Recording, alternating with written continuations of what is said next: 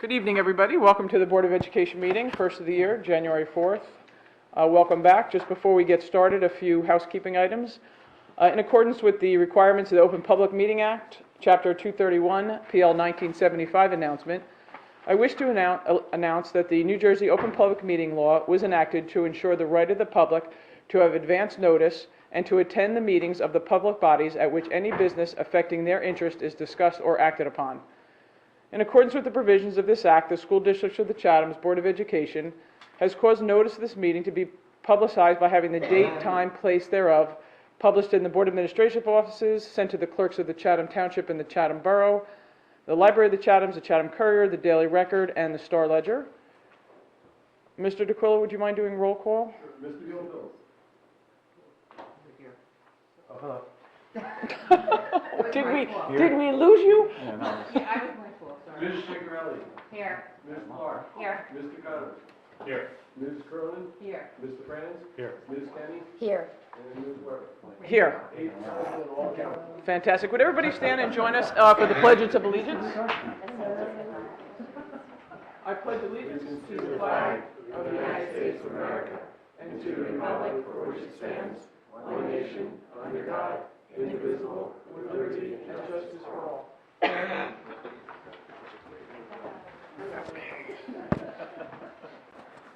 So just a couple of opening comments. Again, welcome back. Happy New Year, everybody. I hope everybody enjoyed the break. This is our first meeting back of 2016. We are short one board member because Mr. Nonamaker resigned due to work conflicts. He was just spread a little bit too thin.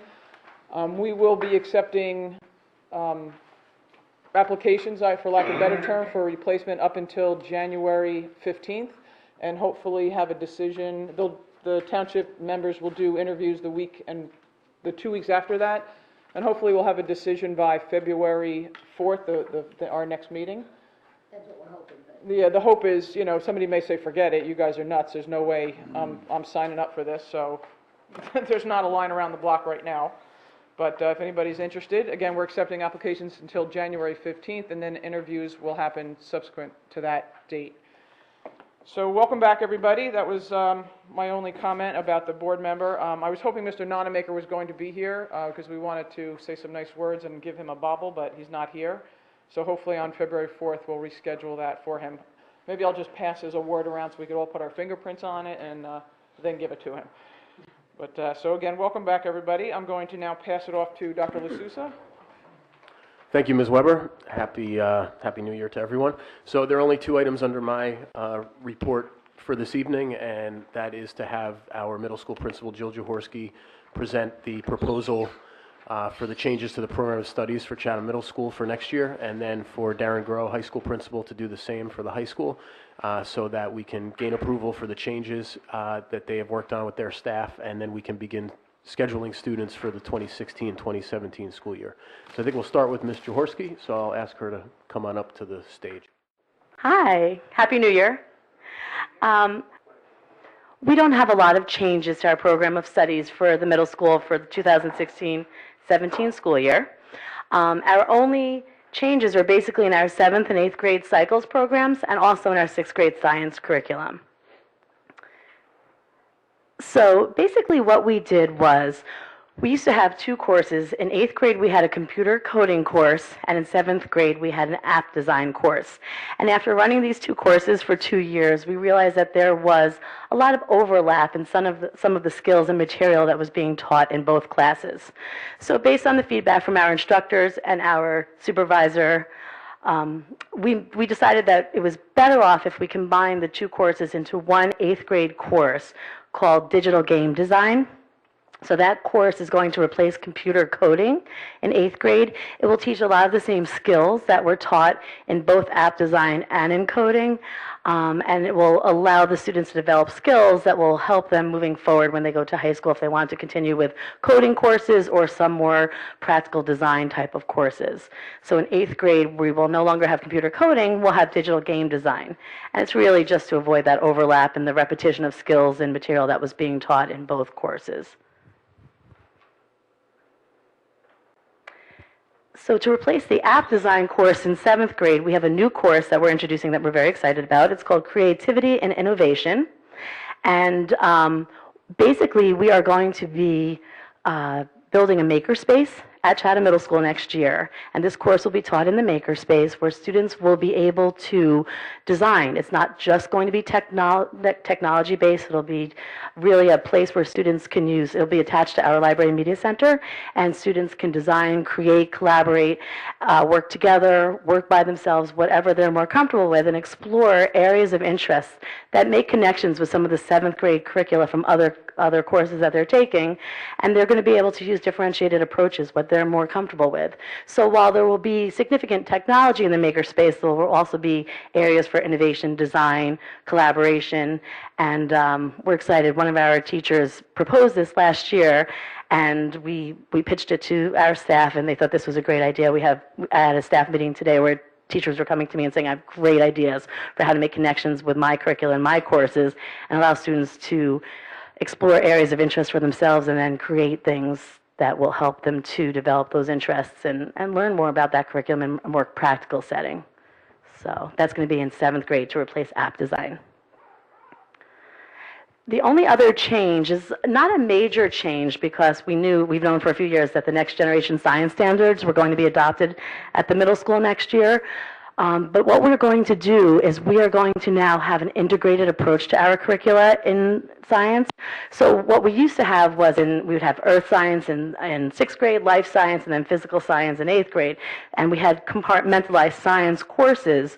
What we're going to be doing, now that we're incorporating new standards, we needed to revisit our curricula anyway. We felt that this was the time to have a more spiraling and integrated approach to our curriculum in science.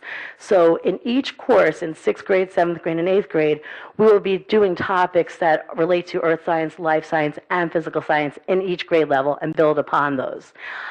It's not so easy sometimes to roll something like this out because we want to make sure that students that are currently in our progression don't have an overlap of material being taught or gaps if they're missing some of the courses. So what we'll be doing for next year is we're going to roll out the integrated curriculum in grade 6. So students will have an opportunity to start that integrated curriculum in grade 6. Our 7th and 8th graders will continue with the progression that they've already been a part of. And then the following year, we'll do it in 7th grade, and then the 3rd year in 8th grade. So that we'll roll it out slowly so that students that are currently in our courses are not going to be caught because we've changed our curriculum and made it more integrated. We're excited about it. Our teachers are all going to a lot of professional development where they are exploring areas that are outside their normal realm of teaching.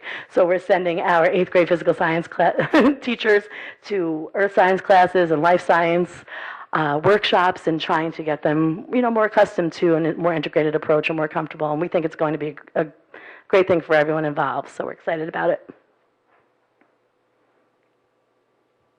And that is it. Do you have any questions?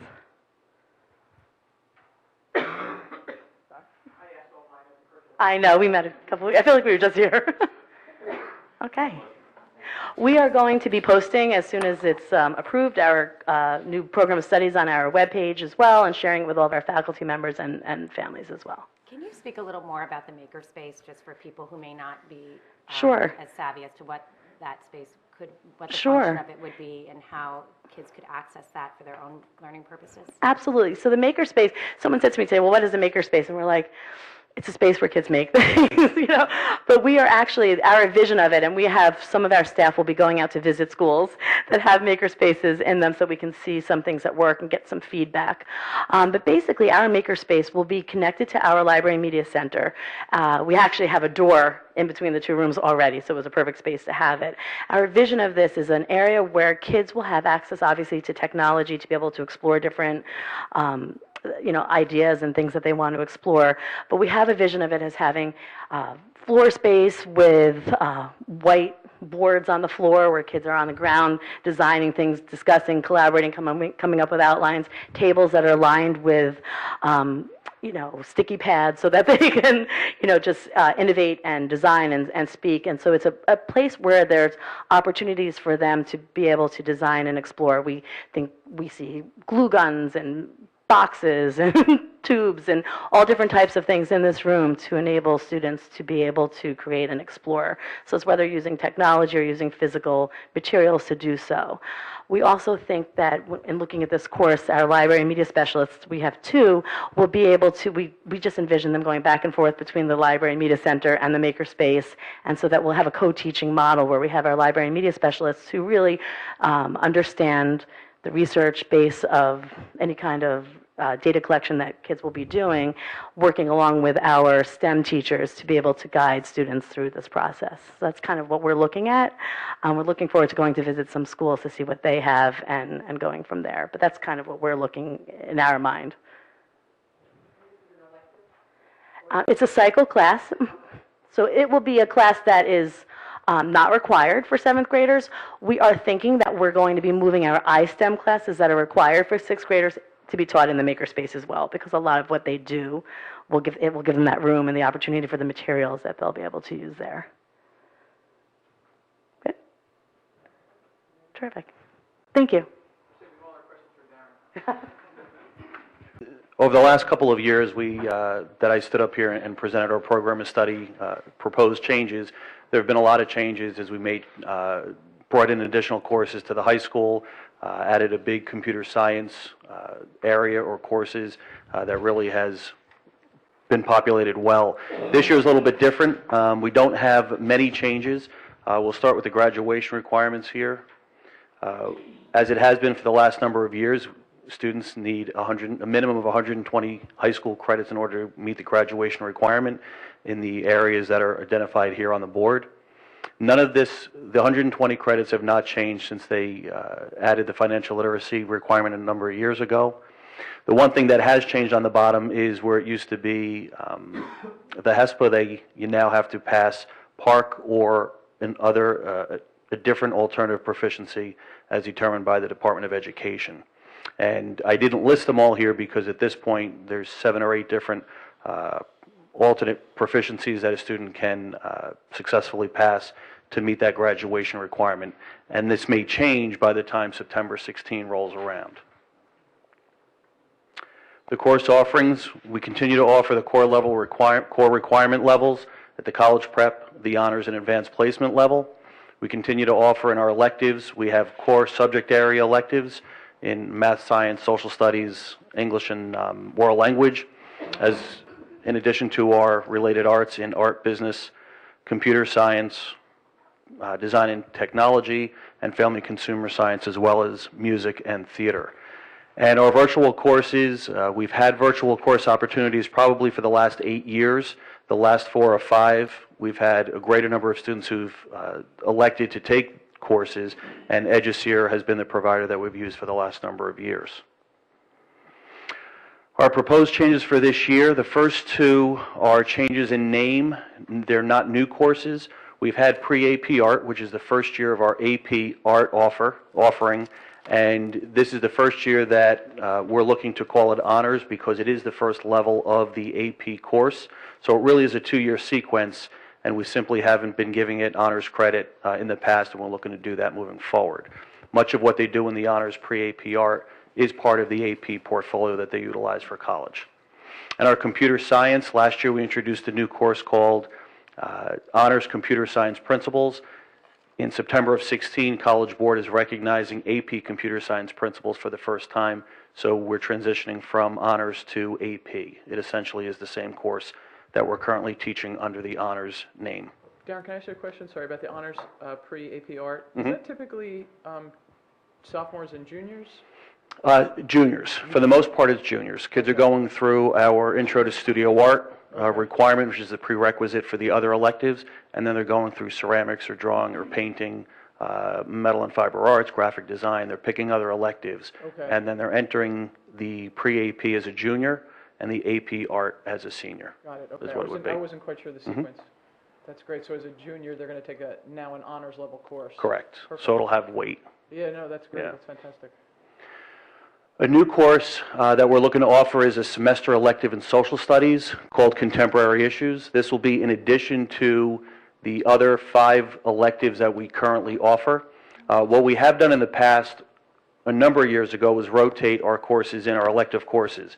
What we're looking to do next year is to offer all of our semester electives and see where the kids are most interested, and then determine after that which two courses we alternate years rolling in and rolling out, so that we are able to maintain the number of sections we have for staffing, but we ensure that we're providing the courses that interest the students versus simply rolling for the sake of rolling. And interest, how are you calculating interest, based on the online registration or conversations with their counselor? It would be student enrollment. So what'll happen? Online. Correct. So before we actually build or solidify the schedule for next year, or before we push the button to start scheduling, we'll look, and probably what we'll see is 1 or 2 of those 5 or 6 electives will end up with 8 or 9 students, while the others have 50 or 60. And so what we'll do from there is build how many full year courses are we offering in the required sections, US 1, US 2, and determine how many semester offerings we could offer, and then see what best schedule would be able to be built for our school. Understood, got it. And then in world language, next year, we're looking to offer AP Spanish Literature and Culture. It would only be in Spanish. Over the last couple of years, we had students who came from 8th grade and went right into Spanish 3 instead of the typical Spanish 2. So when we look at a full 4-year sequence, students were going into Spanish 3, Honors 4, AP Spanish Language, and we're hitting that group now. Next year will be seniors, and they would have completed our sequence. Adding AP Spanish Literature allows for students who are going to continue in the Spanish language to have an additional advanced placement course. What we currently have is an advanced studies course in Spanish only, and that's the last course there that we see there in French. We currently only have it in Spanish, and that's because that's where the numbers have been greatest. With the enrollment growing and student interest in the French language, we now have, moving forward, enough students where we can offer the advanced studies in French without having to have additional staffing. So we're really looking forward and excited about the expansion of the language opportunities there. What do you anticipate the number of kids in those classes, without breaking out your crystal ball? Well, I would say right now, if we have 4 or 3 or 4 AP sections of French, what I would see happening is we lose 1 section of AP and gain 1 section of the advanced studies. Okay, So we're not taking students and forcing them into the advanced placement French if they want to take that additional year but are not necessarily advanced placement French students. okay. Is there a minimum number of students that you require to, like, you're gonna offer it, but let's just say 4 kids sign up? What we have to take a look at is the whole picture. So if having 12 students in that course still allows us to maintain the staffing we currently have without putting too many students in every other section, we could run a course with 12 or 13 students. If it ends up that having 13 students in that section is forcing 6 other sections of French to have 26 or 27 students, we would probably not run that section. We would want to minimize the numbers in those 6 sections. Oh, Darren, just a quick question. Going back to the AP, so I know what you said in terms of maintaining existing staff levels, but in a couple of years, you're going to have a big influx of students. Right. That's the big grade. Right. So are we expanding now, but then going to we may need to up staff for those new incoming students. So are we in 2 years? Yes, in 2 years, well, I would say this, what I've looked at over the last few weeks when I'm looking at scheduling, thinking about courses in the program of studies, I looked at the next 4 years. What's Chatham High School going to look like in 2020? Okay. And it's going to look different.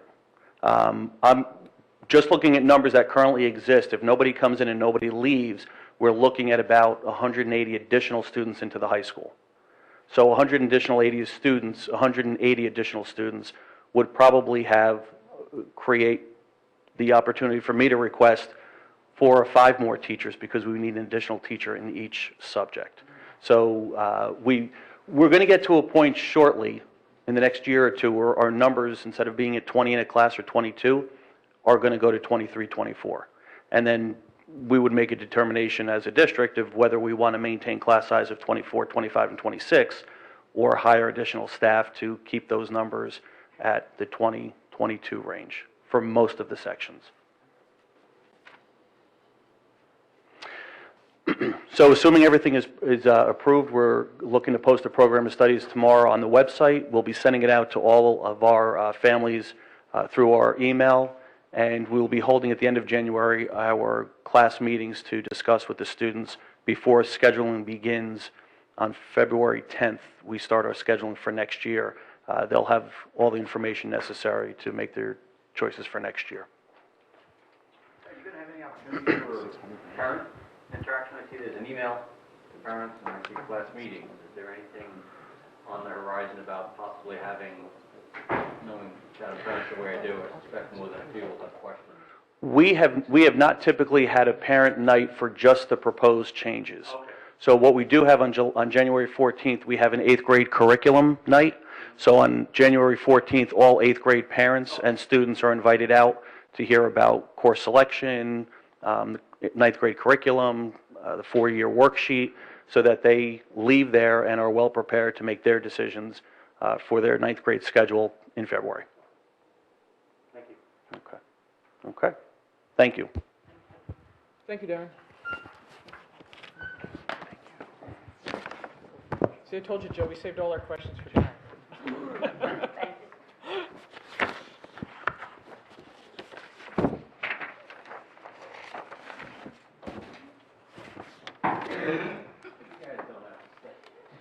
We're just waiting for that. Yep. Thank you. Thanks, you guys. Thank you very much. Wrong cookies for me.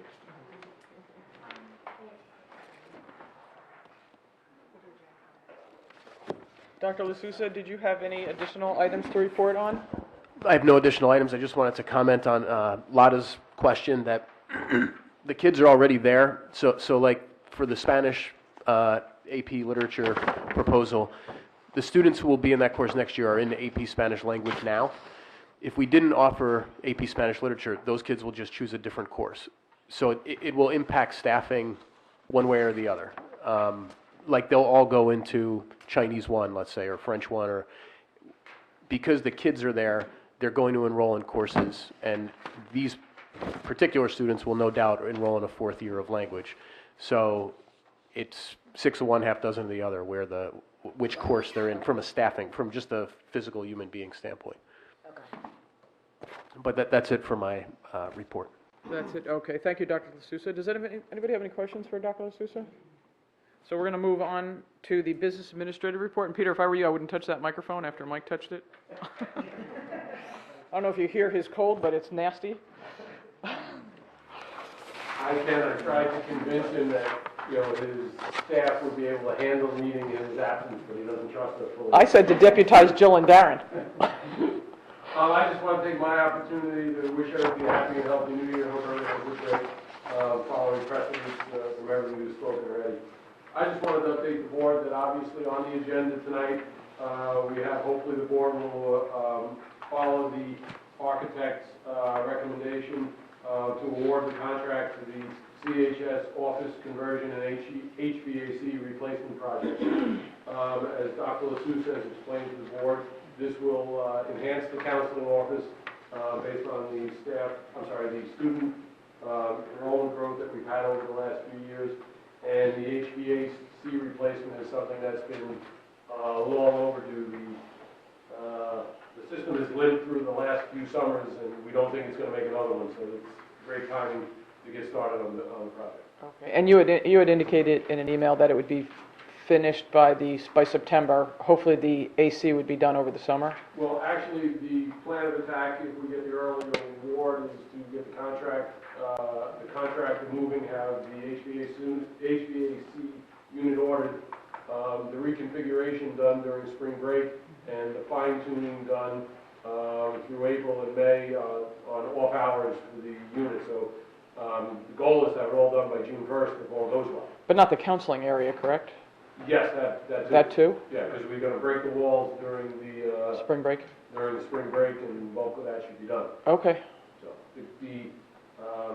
Darren Grove, the principal, realizes that there may be a little inconvenience to the office during the month of May, but he said, fine, go ahead with it. Right, it'll be worth it. If that's the price to pay to have a working HVAC unit, he's more than willing to do it. right? Plus, it'll put us in good shape for the influx of students coming in, the volume of kids coming in. Fantastic. Does anybody have any questions for Peter? I do, but should we wait until we get to the agenda item? Sure. I can do it now, or we can do it with. You know what, well, since, Item number 14 on the finance. Regarding, dealing with. is it the construction or a different item? Construction. Oh, let's just do it now. Peter, looking at what's being proposed in the agenda, on 14, I understand the law requires you take the lowest reasonable bid. You with me? Yes. Okay. That's quite a swing between the top and the bottom, almost double. Has this outfit, Wallkill Group, had extensive experience in this area? I wanted to know. And I'm not trying to disparage you, but the whole penny wise pound foolish comes to mind. No, I understand that, and So I guess maybe the law I need is are we required to go with the lowest? I know it's the lowest reasonable bid. So there's a qualifier there with reasonable, right? we are, and I failed to, in my report, report that the architect's cost estimate for the project was $350,000. So Wallkill is, minutely over the architect's expectation, and the architect did have a reasonable history with them and the work they've done. I think it gets to the point, because when I talk to the architects, When you look at the top and the bottom, it's quite. yeah, I think if somebody's saying, I don't want the work, but if I can make a lot of money, I'll take it. I have no idea how you can justify, a $700,000 bid on a $350,000 project. But you've I understand. You answered my question with regard to it wasn't the lowest just because it was the lowest. It was the architect has worked with this outfit in the past and is confident that their numbers are real numbers, and he thinks they can come in as close to that as. Yes. Okay, thank you very much. Sorry about that. Very good. No, thank you. Any other questions for Mr. DeQuilla? Seeing none, we're going to move on to committee reports, starting with personnel. Ms. Clark. Personnel has not. Curriculum, Ms. Kenny was out of the country again. So this is an easy one, so I'm going to take this. We met on December 21st, and what we did, we saw the preliminary report of the program of studies. So the PowerPoint that you saw here is what we reviewed in a little bit more detail, both from the middle school perspective and the high school. We just spent an hour and a half talking about it and getting into a lot more detail on the PowerPoint that you just saw here. So that was on December 21st. Moving on to finance and facilities, Mr. Gilfillan. I am highly confident we haven't met since the last meeting. So we meet January 20th, Meet January 20th. Excellent. Mazel tov. 6:30. Policy and planning, Mr. Franz. We met just prior to this meeting. Let me just make it official. And spent way too much time discussing athletics. Kind of got off schedule, but what we did cover in the meeting was, again, we discussed the start of fall sports and trying to conform that to a reasonable standard, taking into consideration heat acclimation, summer vacation, the number of practices before the first scrimmage, number of scrimmages, looking at it in light, comparing it to winter sports and spring sports, and just trying to identify it as the issue was raised this past summer. Fall sports seemed to start quite early, at least visually speaking on the calendar. I think they were the first week in August, August 10th, I think, and then right after that. But we discussed that. We also had time to touch base on, with the open board seat. We just wanted to kind of refresh and reacquaint ourselves with board member eligibility versus if they serve on another board in town and what those possible conflicts, if any, would exist and what needs to be taken into consideration there. So just in light of some of the candidates that came forward. So if I volunteer to be the president of another board, I can get out of this position. As it depends. Oh, it's not a reverse policy? All right, well, It's not every board, but those boards, what is the wording? Directly related to the support of the school district? it was significantly entrangled was the legal term. Dangerous enough. I have a question, if I may. Sure thing, Rich. With regard to the schedules for the athletes, and I'm assuming this is because people have voiced concerns and objections, and without giving me specific names, can you describe to me who are those people who are voicing their complaints regarding the starting? Are they parents of current high school students? Are they parents of third grade? Who are the people who are making the issue? I'm one of them, because I brought it up at the board meeting in September, just saying that there was no, it just seemed that this year it bumped earlier, and what are we going to keep going earlier and earlier and follow the pack? Or are we going to have more consistency with the sports? You know, are we going to make a date that we can say, like, allow kids who play travel club sports to have 2 weeks in the summer where they are sports free, where they are not, where they need a break, or if kids have jobs, they need to be able to commit. This change came in this year very late in the game, and kids didn't know. I just hope before we as board members make any decisions regarding changing policies that we are taking into seeking the advice of the coaches and of the players and the people actually affected by it. There may be certain athletes may want, I'm not saying that they will or they won't, but the people who we are talking most about may want to show up, and they may want to engage, and the coaches may want. So the people who are involved in it don't have a problem with it, then I would trust that we take their input seriously before we change any policy. Leave it to the coaches with the guidance from the administration. The only thing I want to say is we talked about this in September, this board meeting. Whatever, but I didn't ask that question, so I'm But starting asking you. next year too, I think it was like August 4th. A lot of schools this year didn't start with early leisure. And the overlap between, if you have a kid who's in college, they finish their internship, you have 1 week where your college kid and your high school kid is off to do a family vacation. So all of a sudden, we're starting earlier, and... I'm not advocating one. No, I know. Well, and I think we also need to trust that the athletic director is taking into consideration the coaches, what the coaches want to do, when legally they can and cannot start, the heat acclimation for certain sports. I think the athletic director is doing his job, and I don't think any decisions are being made based on, I think he is intending to present something that will be approved or not approved. It's not like we're making it up. I'm not taking one position over the other. I'm just hoping that we're enlisting the input of the people most directly involved with it, and they may have a different view than we do. Yeah, I think we did have Bill Librera, our assistant principal, who is responsible for athletics, and he's been speaking with our coaches as well as other athletic directors all over the state, so that we come up with something reasonable. And the other question or the other point of focus for us was trying to put dates out 3 and 4 years in advance, so that if families are going to schedule vacations or make plans, we have that information available to them way ahead of time. And the NJSIA has recently made a number of decisions that affect us in this regard. So it makes it a little bit easier anyway for us to provide further visibility for when seasons begin. Any other questions? Or, Mr. Franz, were you done with your report? Yeah, Rich, I was just going to say, at the end of the day, as Mike alluded to, we've got these comments back from a broad spectrum of people in town or on this board. We talked with the administration. It's all different ages represented, different perspectives, whether that's vacation or just preserving summer or taking a break, or whatever other reason people have.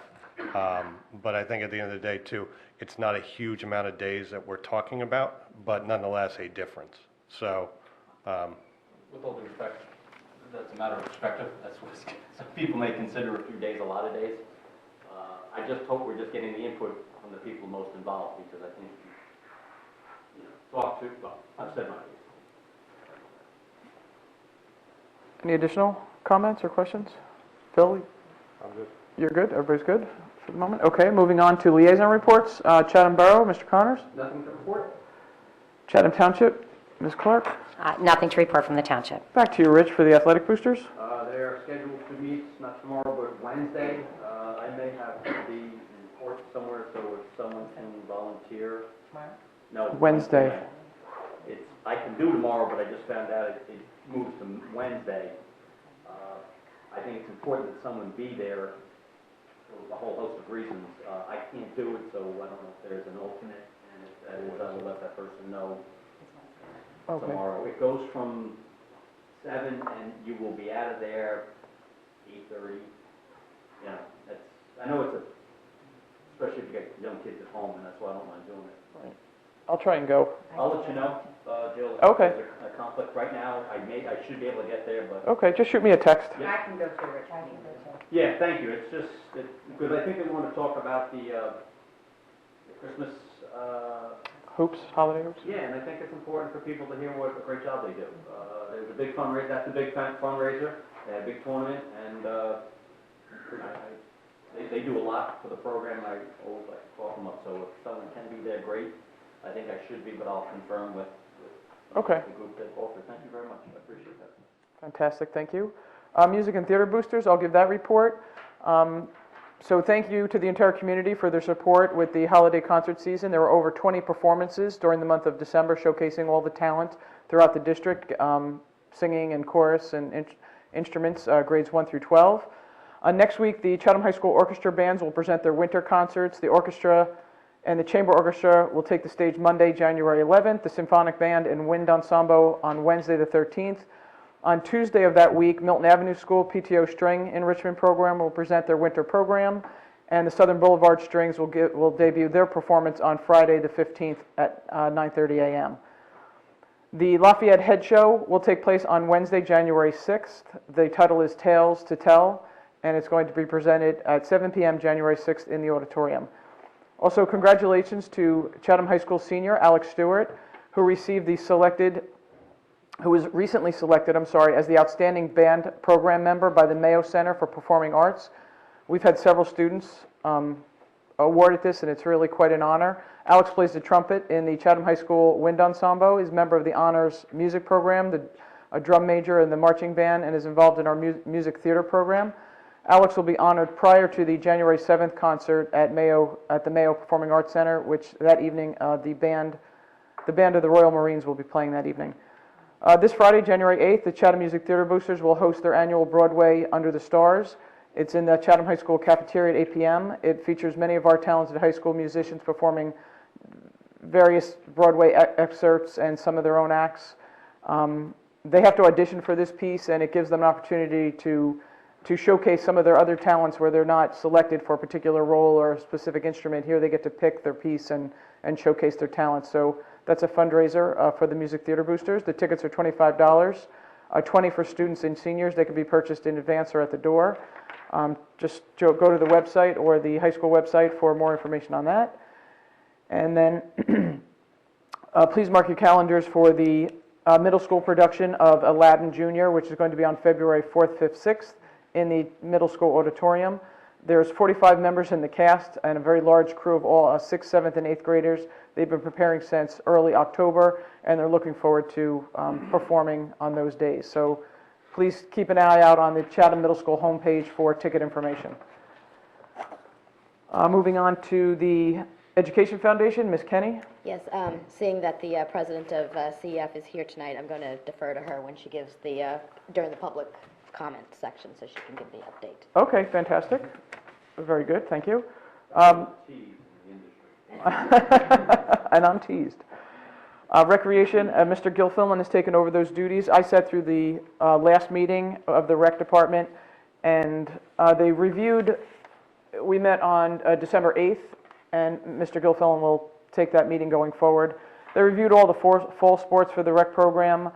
There was some discussion as it relates to usage of some of the school-owned fields and also some of the maintenance of the fields, and the heads of the rec committee are working with the administration to move some of those efforts forward and try and collaboratively join resources to make things happen so we're not redundant, and maybe we can share some of the burden both from a manpower and a cost perspective.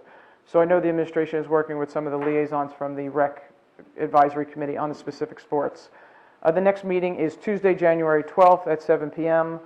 They always meet at the Borough Hall. Matt, if you can't make it, just let me know and I could shoot over there. It's a 7-iron from my house. A PTO district cabinet, Ms. Cronin has Nope, we haven't met. no meeting. Oh, Okay, fantastic. Does anybody have any questions on any of the committee or liaison reports? No? Moving forward, I'd like to approve the minutes of the December 7th public session and the executive session. All those in favor? Aye. Against? Peter, are there any abstentions? No abstentions? Excellent, thank you. We have our first opportunity for public commentary. If you wouldn't mind coming up to the mic and signing in. We'll do first session of public commentary, then we go through the regular board agenda, and then we have a second opportunity at the end for public commentary. When you come up, if you don't mind introducing yourself, you could just come right up to the mic. Yep, that'd be fantastic, folks. Oh, I thought you were speaking. They're speaking. No, they are speaking, okay. They are? From afar. You'll bring the mic back to them then, right?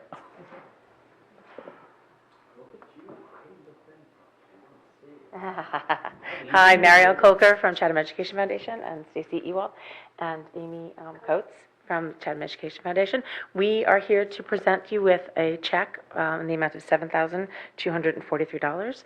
That is $7,000 for Dr. LaSouza's Future Focus Education Speaker Series, which is the third year running, which we think is fabulous that you do.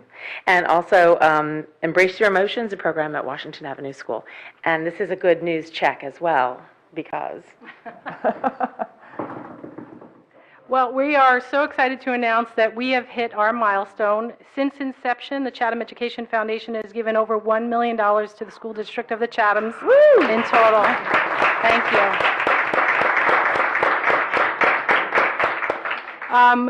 There are so many people to thank. We certainly want to thank our donors who made this possible. We want to thank the teachers and the administration who go out of their way to think of creative ways to reach our children and submit those grants. And, we certainly want to thank our board, our Chatham Education Foundation board members, past and present, for all the work that they've done to bring private funding into our public school system. So we are so proud of this because our grants have touched K to 12, gone across all 6 schools, all disciplines, whether we're talking about the fine arts, the language arts, science and math. We're able to put supplies and materials into the classroom, and the materials are things that'll last for years. So the 3D printer that we bought a while ago, I'm still hearing about kids printing off of the 3D printer, and I know I'll still hear about the robot years from now. So we're very excited about what we've been able to do in the school district, and I just want to thank everybody for your help. Thank you. And we have, if we have an opportunity for a photo, Is that a big check? we brought the big check. I love the big check. The big check. You're thanking us for taking your money? Yes. I appreciate the spirit of cooperation, though, believe me, it How helps long a have you lot. been around? How long is We've been actively fundraising for 15 years. We're coming up on our Taste of Chatham, our 15th Taste of Chatham. We've been active for a little bit longer, but we're really fundraising for 15 years now. Jill's coming, wait. Wait for Jill. Yeah. This is, 1 million. Hold your breath, Jill. Not in the part of the reason I did the 7 grand. Yeah, but that was for less than the 7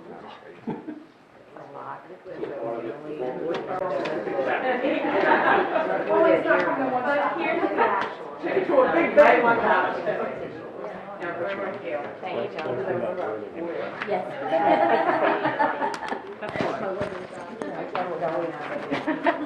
Marielle Kolker, M-A-R-I-E-L. Are there any additional opportunities for public commentary? Yep, K-O-L-K-E-R. I have another. You guys might want to come up. Are you guys going to speak? We have another opportunity at the, after the, Well, I'll come up. okay.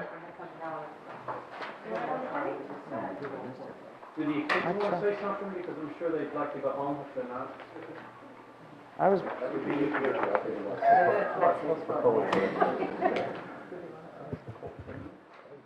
Good evening, everyone. Happy New Year. Thanks for all the work you guys do for us. I want to follow up on Mr. Connor's comments, and I would like to suggest that just like what happened for the capital improvement projects, there is an opportunity for the public to provide input on the curriculum program that's offered to our kids. So I think it would be a good idea. It doesn't have to be extensive or complicated or very formal, but between the time it is presented and the time it is approved, that there is some time for the public to provide input, I suggestions, actually have to ideas. cut you off. We had a public curriculum meeting not too long ago where Karen Chase and some of your folks we present, there was nobody in the audience. There's nobody in the audience. So I hear you, Nabil. We've had several extra sessions. Nobody shows up. But there is no session where what is going to be offered to our community is presented for the That people was to part provide of the feedback. discussion. But continue. It's your opportunity. So that's all I have to say. So are you going to approve what was presented tonight Yes. before The program of studies? before Yes. any input from the public? Well, most of it's name changes, though. Most of it's name changes with some additional honors. This was not like last year, there were significant changes. This was some name changes and a few tweaks. So yes, we're going to approve it this evening. Okay.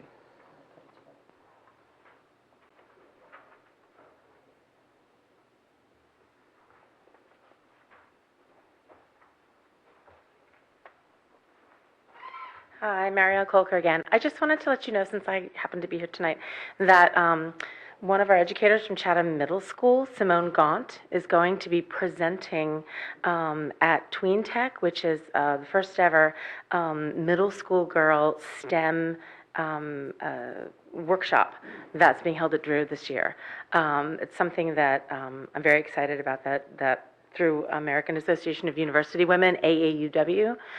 We put this together. They already had one for high school girls, started with middle school girls this year, and hopefully every year thereafter. And Simone has been absolutely spectacular. She's extremely excited to present. She's going to be doing an activity on making conductive fibers for e-textiles, along the lines of your clothes will be your next smartphone. That kind of technology, like crazy in the future technology that the girls will be actually doing or learning how is done in the lab. And she's been actually spectacular. And Danielle DeGunis is going to be bringing 15 Chatham Middle School girls to the event on Friday.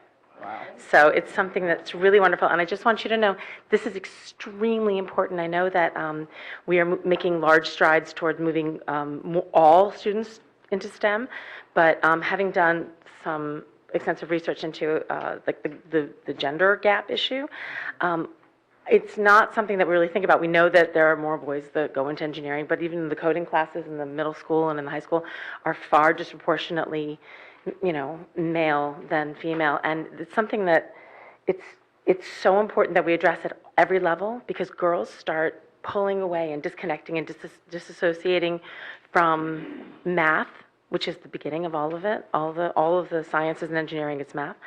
They start self-identifying as non-math people in second grade, and that is before differences in math ability emerge. So they, based on the information that comes to them through the media, decide that they are not going to be science, math, engineering. And so the only way to address that is to address it in the classroom and in the homes, in our homes, starting in preschool and kindergarten, first grade, and second grade. So all of the STEM programs that we have in place, I so appreciate that we're in the high school and we moved into the middle school, and that's what this STEM program is addressing in the middle school. And I hope to see it moving even into the elementary schools, because that is where the girls need to be engaged and excited. So anyway, kudos to Danielle and also to Simone for participating. Thank you. That's Thanks. fantastic. Do the students in the back want to say something?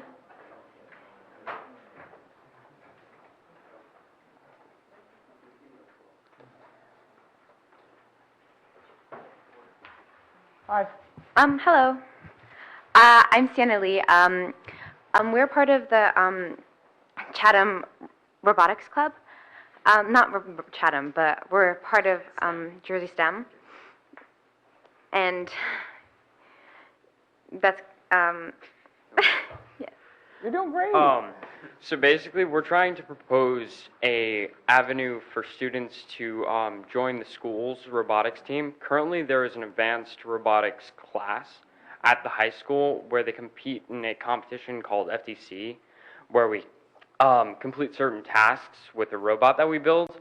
And we kind of, for students who don't want to take that class, For example, if you have a schedule filled up with other classes that you want to take, but you still want to take robotics, we're proposing a after-school activity, just like any other sports club for robotics.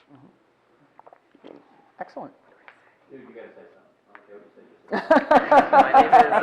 My name is Philip Wu. I'm a student at Chatham High School. Excellent. Oh, I'm in robotics.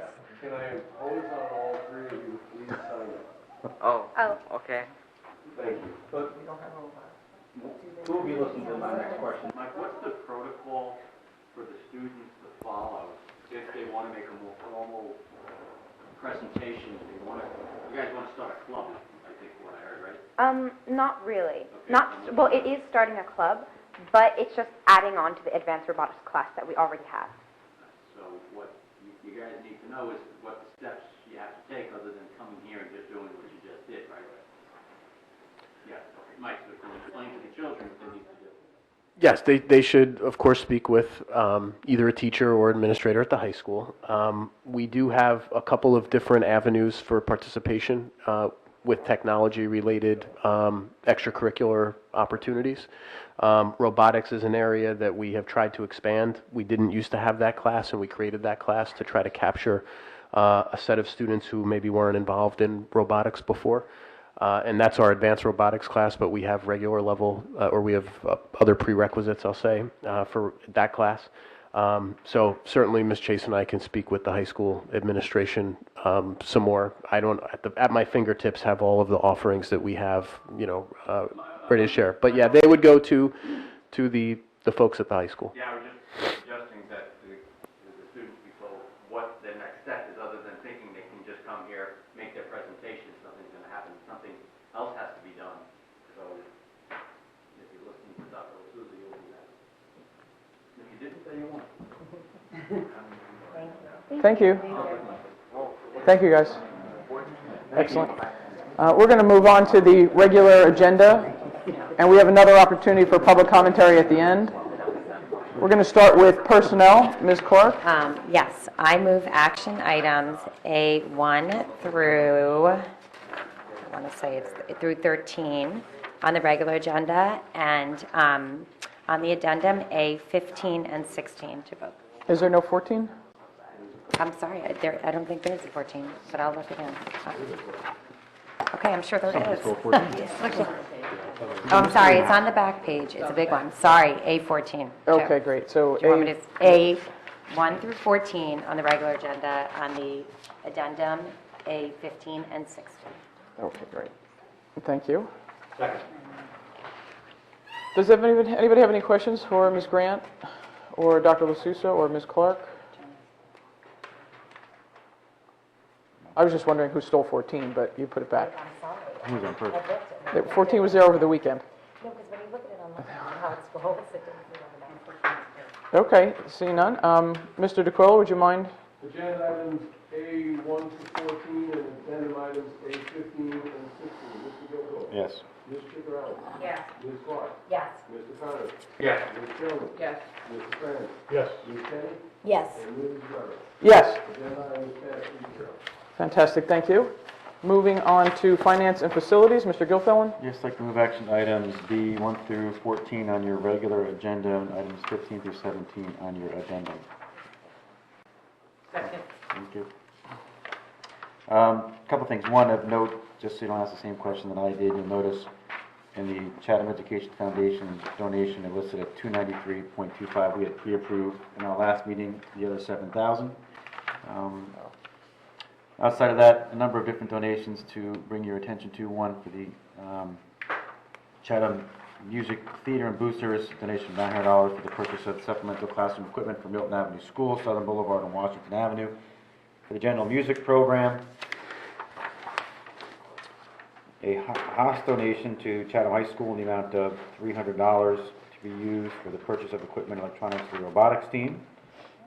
Chatham Middle School PTO donation in a one-upping on the CEF of $9,152 for the purchase of additional Chromebooks and a Chrome cart to be used as learning tools for the health classes. A Milton Avenue School PTO donation in the amount of $470 for the purchase of a laminator for the school, a work-family donation in the amount of $250 to be used in the scholarship for graduating seniors. Again, thank you, CEF, for all your hard work, as well as all the other avenues for donations and support of the Chatham School District from all the parents. Fantastic. Does anybody have any questions for Peter or Matt? I just have one quick update. I gave Mr. Guilfoyle incorrect information. The agenda item B17 should have included the $7,000. That was not on the donation list from the December meeting. Okay. So I I will verbally 17. adjust agenda item A17 from CEF to accept a donation of $7,293.25. The $7,000 Dr. LaSousa series, and then the Embrace Your Emotions, and I apologize for the correction. Okay. I'm sorry, can I say one thing? Sure, sure. That $1 million just hit me. That was incredible. Yeah. And it's not like one big check. It's Well, that was a big check. 10,000 here, 15,000 there, and just amazing. thank you for all you guys do.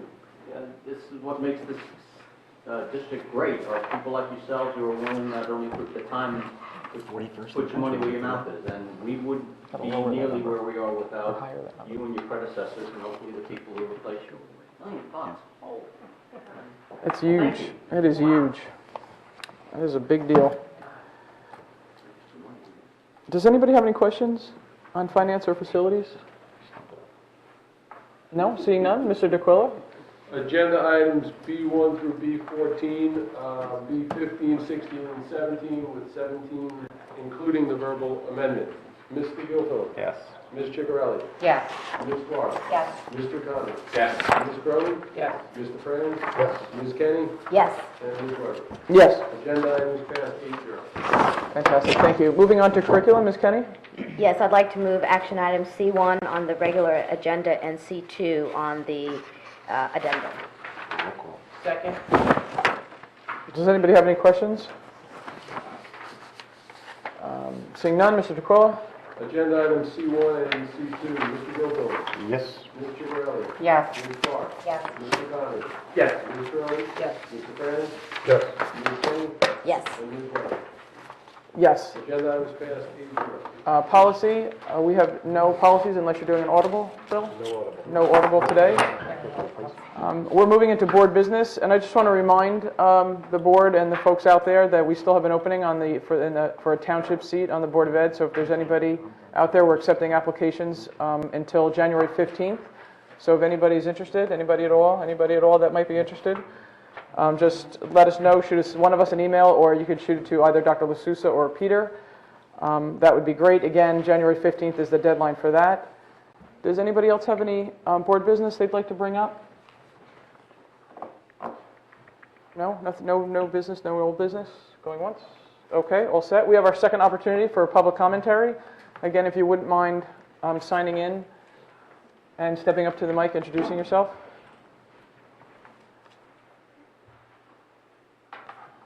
Happy New Year. Ed Barmakian. I'm sorry if I'm not really prepared to ask this question, but tonight you have a conflict with the borough council meeting. Are you guys going to alternate? I mean, We were trying to avoid conflicts. Did you? Okay. Did they move theirs? Because I thought we did avoid all conflicts. Well, tonight was definitely a conflict, but Yeah. and I tried to get somebody to fill in for me, but Oh, didn't sorry work. about that. Didn't We work thought out. we- But when I'm we just set the schedule last May, we thought we avoided all conflicts. I don't know if they moved their meeting. The goal is to avoid it. Yeah. okay. I don't know if you Yeah, no, looked we're into trying that to or not. avoid- No, Okay. it wasn't intentionally discriminatory. And no one has put in an application for the board position. No, there's been several folks that have expressed interest. So Good night, folks. they've Good night. applied. You're saying? Well, they've just sent emails and expressed interest, so then the interview process, they may bail out after they talk further with the township members. So I hope that's not the case. If you guys can, if you can be very nice and say it. So I just don't know if it's a formal application process or they've just expressed interest. And there's been about 4 folks that have expressed interest. Okay. Thank you. It's just application seems more formal than.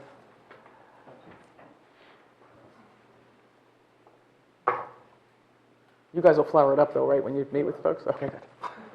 There's an expense account associated.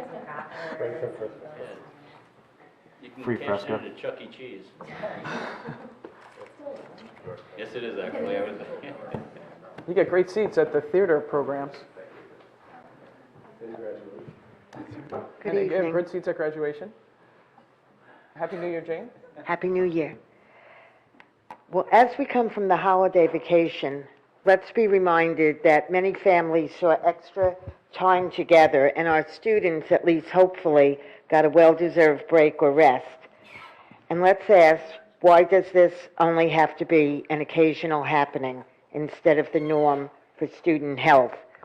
The advent of the new year, hopefully, could include the curriculum and policy committees rejuvenating the district's approach to homework as it relates to student stress and well-being. Apparently, an entire cottage industry is forming around mindfulness and stress reduction, with local practitioners now offering series of classes for students as young as first grade through third, and also time management classes. More obvious in stress reduction and management is not to overload and overwork children or teens to begin with. I'm not being Pollyanna-ish. I know that can be easier said than done, nor am I suggesting the onus to manage stress fully falls to schools. However, a school district can set a tone, lead by example, as have the other districts, state and nationwide, that have significantly reduced or abolished homework. I read a snippet that the reduction in playtime among early ages, even preschoolers, in place of early academics, is resulting in less inquisitive, less engaged kids than previous generations, and reading scores are not going up. Better might be to assign to lower grades as homework, to play, to tinker, to make something, to explore outdoors. Better might be for high schoolers to assign as their homework to just take a rest and take a breath, instead of having them rush to Starbucks for more caffeine to keep going into the late evening with daily homework duties. So thank you to the administrators and board for listening, for willingness to consider homework as a relevant topic, for past dialogues, and for even refreshing the approach to homework during the recent breaks. Let's embrace this as a good start, more of a means to an end rather than the end itself. And in closing, Martin Luther King holiday is coming up prior to the next board meeting, which presents still another opportunity to address homework during a weekend. Thank you again. Thank you, Ms. Devlin. Any additional public commentary? Quickly?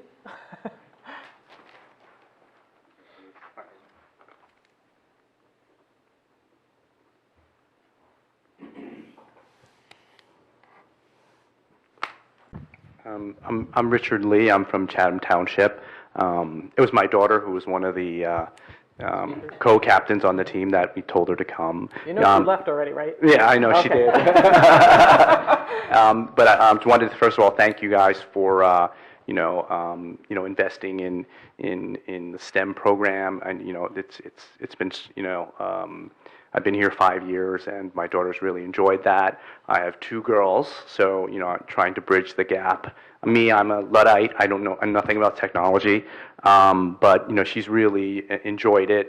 Been on the team, and become a leader on that, and just trying to move it forward. So with all the STEM and the robotics, and she's really interested in it, and I just wanted to thank you guys for moving that ahead and really getting the students into becoming 21st century engineers and scientists, or just understanding about technology more than I was when I was a kid. So I just want to give you guys kudos and hope you can move it forward. Maybe keep. I know you hired a lot of STEM technology staff, and just really appreciate that. And hopefully we can continue that in our schools. Very good. Thank you, Mr. Lee. Thank you. Thank you for the nice words. Seeing no additional public commentary, we do not have an executive session, correct? I make a motion to close the public session. We do not have one. All those in favor? Nobody's against.